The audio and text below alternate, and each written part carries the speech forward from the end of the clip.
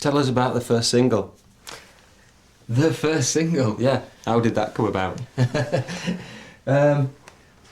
Actually, we saved up we got somebody from a band called Instigators told us to go to Woodland Studio in Castleford, and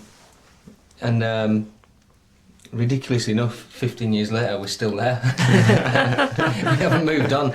Went to move on to somewhere like really grand in the country by now. No, we just saved up enough money and put it out to ourselves, and then went to record distributors and said, "Do you want to distribute this?"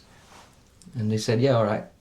But irony is like Revolution, because that was the single. The sleeve notes of Revolution are quoted on Tub Thumper last album, because what we were saying then, it still has enough relevant ideas in to be useful now. So even though we're not like carrying on doing the same stuff, there's a thread that goes through us, which is that we always stand in opposition to what goes on, and that includes not just being a band. Like, we've pulled loads of scams that most bands wouldn't pull, you know, and done loads of things just to have a good time, like The Middle. Yeah, put lots of records out and things under different names, and just things to throw a spanner in the works, just to have a laugh and to poke fun at people, really, and get people's backs up. Maybe we should talk about some of the scams in a little bit more detail. We could if we could remember any of them. Or they were almost playing at Liberal Party conference as The Middle, like doing a few songs like Sitting on the Fence, and what were the other songs?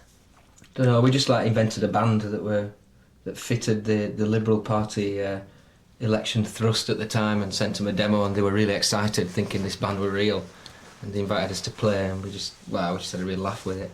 Didn't we get a letter back with House of Commons headed notepaper? Yeah, inviting us to play at Stringfellows. Unfortunately, we didn't make it. Not really the kind of thing I wanted to do. Yeah, we did an Oi record, which was quite funny. It got on Oi compilations and all that sort of thing. And is that the legendary I'm Thick? The legendary I'm Thick by Skin Disease, yeah. We've done...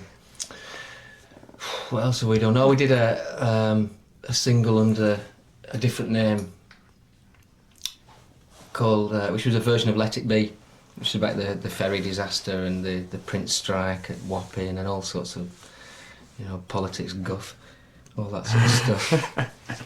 And the single to Princess Di that were banned by Home Office, which were Never Say Die, which came out in support of Princess Di in her time of trouble. Indeed. And we're doing one about a sort of Prodigy style thing which is called Smack My Keith Up, which is under a different name, so maybe we shouldn't really talk about that. Yeah. Okay.